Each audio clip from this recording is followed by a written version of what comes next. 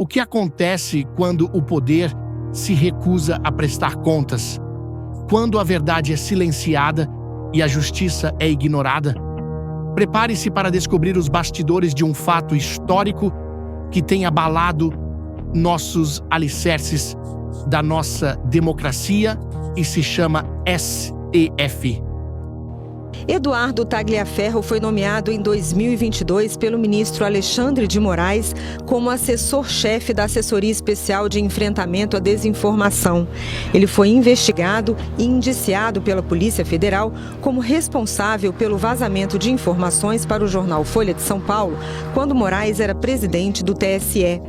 Em 2023... É assim que ele trata com autoridades.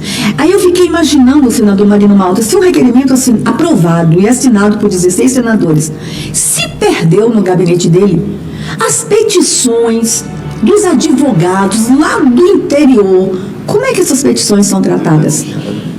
Com deboche. Se ele debocha de um requerimento de 16 senadores, ele debocha de todos os documentos que chegam naquela corte. Lamentavelmente, o que nós estamos vivendo. E aqui, eu queria tão somente registrar a solidariedade. Eu espero que você tenha... Na quarta-feira, a Comissão de Segurança Pública do Senado ouviu os jornalistas Sérgio Tavares e Glenn Greenwald sobre supostas ameaças de morte contra Eduardo Tagliaferro, ex-assessor do ministro Alexandre de Moraes. Áudios e conversas obtidos pelos jornalistas revelam o medo de Tagliaferro de retaliações após o vazamento de informações sobre procedimentos questionáveis ordenados por Moraes. Os senadores ouviram também o jornalista Sérgio Tavares, que divulgou áudios revelando que Tagliaferro temia pela sua vida. Não me interessa quem gravou, se foi o Osvaldo Eustáquio, se foi o Zé Manel, se foi o Chico, se foi o Francisco. A mim o que me interessou foi o conteúdo dos áudios, que era fidedigno. Isso era muito importante e gravíssimo. Um conteúdo gravíssimo, onde temos um homem, o assessor, o homem forte de Alexandre de Moraes, a estourar, aflito, a dizer que tem medo que lhe matem a família, tem medo que o matem a ele, a desesperado, a dizer que tinha provas para deitar Alexandre de Moraes abaixo. Estamos a falar, volto a dizer, do chefe do gabinete de luta contra a desinformação, Eduardo Tagliaferro, que assessorou Moraes durante as eleições de 2022, deixou o cargo em 2023 e está sendo investigado pela Polícia Federal pelo suposto vazamento de conversas que mostram ações controversas do ministro. O jornalista Sérgio Tavares relatou aos senadores que teve acesso a conversas expondo o temor de Tagliaferro em relação ao ex-chefe, publicadas em seu canal no YouTube.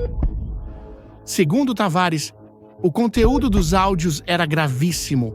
O assessor, homem forte de Alexandre de Moraes, dizia que temia pela vida de sua família e tinha provas que poderiam derrubar o ministro.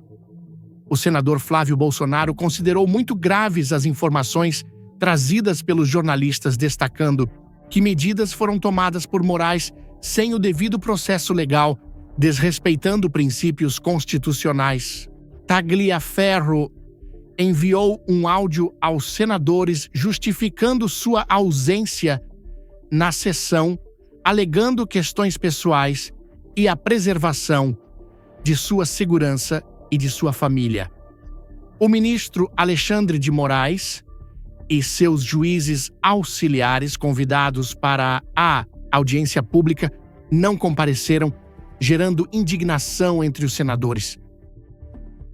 Vendo isso, e também eu sei que muitas pessoas têm medo de ser alvo do ministro também.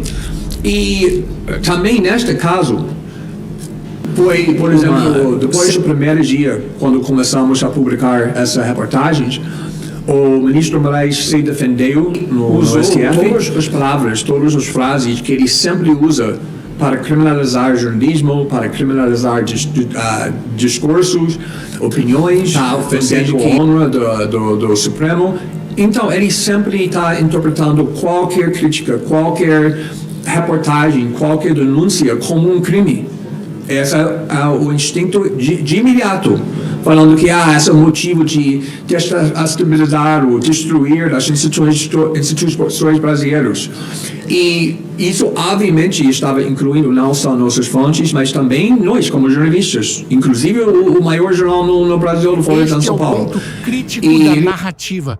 Um ex-assessor, temendo por sua vida, revela práticas obscuras dentro do mais alto tribunal do país. E o silêncio das autoridades convocadas ecoa como um grito de impunidade. E na oitiva dele, ok?